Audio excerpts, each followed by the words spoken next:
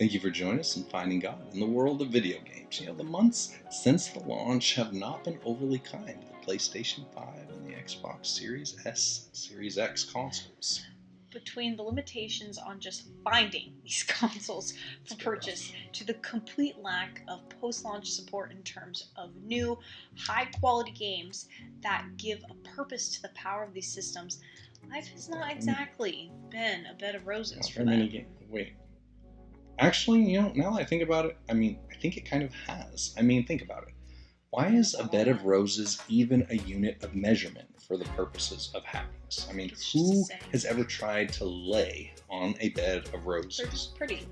I think it's just supposed to be that they're beautiful laying there all together. Think about it. They're covered in thorns. The top of the flower is really soft. It's kind of mushy. It's breakable. The stem, it's a bed of roses, not rose petals. The stems, they're hard, so they're not going to be real comfortable, but they're not sturdy enough to support weight, at least not this guy's weight. I think you're thinking way too intense. For real, who would intentionally make a bed out of these? Who is even coming up with these analogies? Who wants to lay in a pile of thorny flower mush? Okay, I'll guarantee you this. On the next Mother's Day, go ahead. Instead of giving Mom flowers, replace her mattress and box spring with a few cases of flowers. You let me know how it goes. 1-800-Flowers.com. They don't sell them in bids. All right, okay, enough of that. Let's get back to the game. Okay, good. You really got into that for a second. It makes no sense. It's really bothering me. It's big roses is what it is. It's that big rose companies. They're trying to shove this whole bed of roses still thing going. down. This isn't even part of the script anymore. Okay. It's all over. All right, well, despite all of the challenges, we're talking about video games. Yeah, getting back to video games. Despite all of the challenges of finding a PS5 as well as new games to play on it, hope was on the horizon via a new potential franchise named Returnal. The pre-launch trailers for this PS5 exclusive showcased a dark, mysterious world to explore and a compelling Groundhog Day meets The Outer Limits storyline with a protagonist who arrives on a planet to investigate a distress signal that turns out was sent by herself. And the body of the victim that she arrived a little too late to save. Yep, you guessed it. She found her own. Cue the Twilight Zone music here. We can't license the rights to the song because we has no. He bought some music. I'm just kidding. But in spite of the complete lack of fresh PS5 content, something happened shortly after the release of this highly anticipated title that has unfortunately started to become a bit of a marketplace staple: review bombing. And if you've managed to survive this far in life without ever hearing about this unfortunate practice, but you somehow still heard of Bed of Roses, let me catch you up to speed.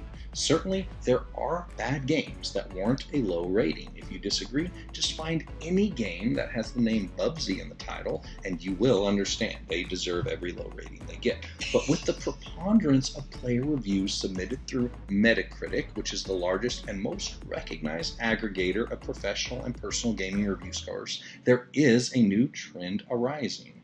For a variety of reasons, individual gamers can effectively weaponize their ability to leave a review for a game, and that can have dramatic ramifications for the developers, even if the review score was given for an entirely unrelated and arbitrary reason. How can we tell if a game is being, review bombed by the public versus simply being a poor game? Well, like I said, Bubsy's in the title. But for real. So Metacritic provides two different metrics, okay? All right. Some of you may already know this, but I'll just do a quick little diatribe here. The Bed of Roses thing was enough.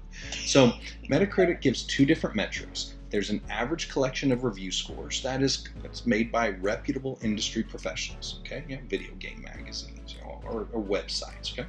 Then there's a second score that averages the reviews from the common everyday gamer, like you and I. So when a game receives a dramatically different score from the professional critics than from the gaming public, this is a pretty big indicator that something foul is afoot. For example, let's look at the recent release of a game that we really like, It Takes Two. Okay, so it was very well received. It had a professional Metascore from the Real Gaming Journalist of 89 out of a score of potential 100. 89 out of 100. The user score, 8.4 out of 10. Those two are very similar scores, right? 8.4, essentially what would be 8.9. Very, very minimal delta there. Super Mario 3D World, another really good game, another one that we like a lot. Also scored an 89 from the professionals and an 8.5 from the users. Again, the margin between the two very slim, which is validating that the professional and personal reviews are within what we consider a normal threshold. Then we have Returnal. A score of 86 from the pros, and at the time of when we wrote this, a meager 6.8 from Joe Gamer. Why? Because a massive influx of dissatisfied gamers gave it a score of 0 or 1, lambasting the choices by the developers to either have an incredibly challenging difficulty level or because there was limited save options, or sometimes people do it just simply because they can. Let's shoot straight. Not like we done, but let's do it anyway. Well, except when playing Halo, then sometimes you shoot. Yeah, I'm not really good at shooting straight in Halo. you know that. She's qualified for Storm. Oh. But anyway, not every game is for everyone. And since I haven't personally played this game, I cannot speak to the fairness of either score. But this trend of review bombing has its roots in more than simply the word of cinema, video games, and other media formats. It is something we deal with every day in our lives. Critics exist everywhere, second-guessing everything from our choice of clothing, hairstyle, career, hobby, diet, our favorite parking spot. If you've thought about doing something, it seems the world cannot wait to comment on it. From the well-meaning souls in our circle of friends and family, to the random opinions of our social media connections, to the unsolicited observations from strangers in the grocery store who simply can't keep their thoughts to themselves. We've dealt with this a lot. Criticism seems to be growing at a faster pace than our technology can keep up with. Interestingly enough, as we are about to see, it is sadly nothing new though. The final days of Christ found him at the house of Lazarus, someone he had previously, raised from the dead, so they kind of had a little background together. During his visit, Mary, who was Lazarus' sister, interrupted the proceedings to perform a very sweet, loving act of generosity on the one who was about to endure a lifetime's worth of pain in just a few short days. And sadly, even this act was criticized by those who observed it. We'll just give a quick overview of it from John chapter 12, verses 1 through 8. So we see it 6 days before the Passover, which, if you're familiar, this is when Jesus is going to be tried and crucified. So we're a week out from this, less than a week. Jesus comes to Bethany. This is where Lazarus was that he'd raised from the dead. He was having dinner with them. Martha was serving. Lazarus was one of those that sat at the table with Jesus. Then here comes Mary. Mary and Martha are both Lazarus' sisters. Mary took a pound of very costly oil and anointed the feet of Jesus and wiped his feet with her hair. The house was filled with the fragrance of this oil. But one of the disciples, Judas Iscariot, Simon's son, Judas Iscariot is obviously the one who's going to betray Christ, says, "Why was this fragrant oil not sold for 300 denarii and given to the poor?" And it says in the context of this, he didn't say this because he cared about the poor, because he was a thief, and he was the one that was in charge of holding the money box. He used to take out of it what was put in. But Jesus tells him, "Leave her alone. She has kept this for the day of my burial. The poor you will have with you always, but me you do not have always." Mary was exceptionally vulnerable in this moment, approaching Jesus in front of everyone in this humble and subservient manner. And based on the reaction to this particular anointment, this was also an offering that she gave at a substantial cost to herself. And in the midst of this tender exchange between an eternally grateful woman and her Savior, what do we find? Stomping all this tenderness under his judgmental feet is an angry critic, Judas, who failed to see the beauty of what was being attempted, and instead he only saw a waste of resources and a missed opportunity for profit. So let's get down to us, you and me. In this era of time in which every single decision is exponentially magnified, every word we say or don't say has massive ramifications, many of us are simply afraid to be eaten and chewed up by the critics. So we hide our passions and our gifts, rather than allow them to be savagely attacked out in the open. a small bird that we have found with a damaged wing and slowly nursed back to health, we are scared that setting the bird loose to fly again will make it a target from hungry predators, or perhaps its differences will prevent it from being accepted again within its family. So instead, we keep it in a cage at home, safe, protected, and free to exist within these limited confines. But is it really a bird anymore if it is not allowed to fly? And because of the savagery of the critics in the worlds we occupy, it is easy to hide your gift in whatever realm it exists, simply because nobody wants to be review bombed in real life. Mary was attacked by an angry Judas because what she was doing would not benefit him. But clearly Jesus had a completely different view of the situation, not only welcoming the gift, but stating that this was a part of his process as he set his face towards the cross. Jesus defended Mary's actions and shut down the critic because he saw her heart. She was not doing this to draw attention to herself or to be wasteful. She was honoring her Lord in the only way that she knew how.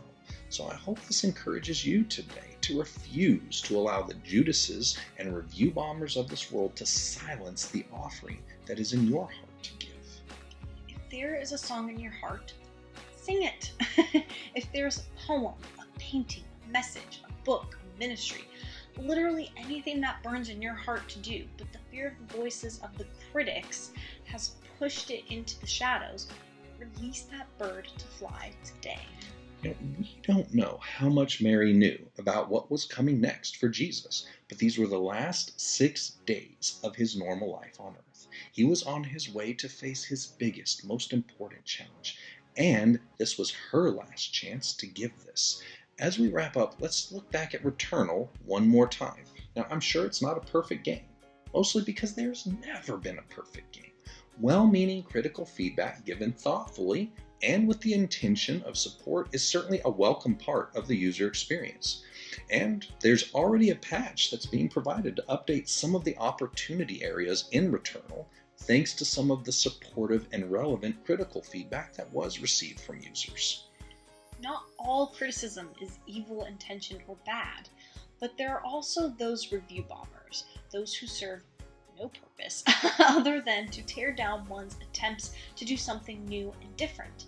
And we cannot allow them to stop us from creating, participating, and being involved with our world simply because it is easier to criticize than to create. There will always be critics. There will always be a Judas in any room you walk into. Even in a room full of believers and the Son of God himself, there was still someone waiting to tear down this sweet woman's gift. But she gave it anyways, and she allowed Christ himself to be her defense when the haters came to hate. Take Mary's advice. Enter the room, invite yourself to the party, and share your gift. Sure, Judas is over there standing in the corner and he can't wait to rain on your parade. Certainly people will attack our methods, your style, your intentions, and anything else that you try to do for the Lord and for others. But they only win if they force us to stop doing what is burning in our heart to do. The most priceless gift Mary possessed to give was still judged by someone else. She gave it anyways. And the gift that is in your heart to bestow on the world, the gift the Lord placed inside of you to give, someone is going to attack it. Someone who has never done anything is going to tell you that you're doing it wrong. Count on it. And count on the Lord to be the one to rise to your defense at the appropriate time and raise you up above the griefers, the trolls, the haters, and the Judases in the room. There will always be critics. Jesus had them, Paul had them, very clearly had them, we will have them, we definitely have them. Oh, yes. But we must never let them silence our gift or allow us to feel unworthy to offer it. Fill the room you are in with the fragrance of the gift that you have been given. Those who it is meant for it to be blessed, and those who exist to tear it down will reveal themselves for exactly who they are. And either way, the Lord who gave you the gift will be glorified by it. Don't fear the critic. Open the cage you have been hiding your dream in and let it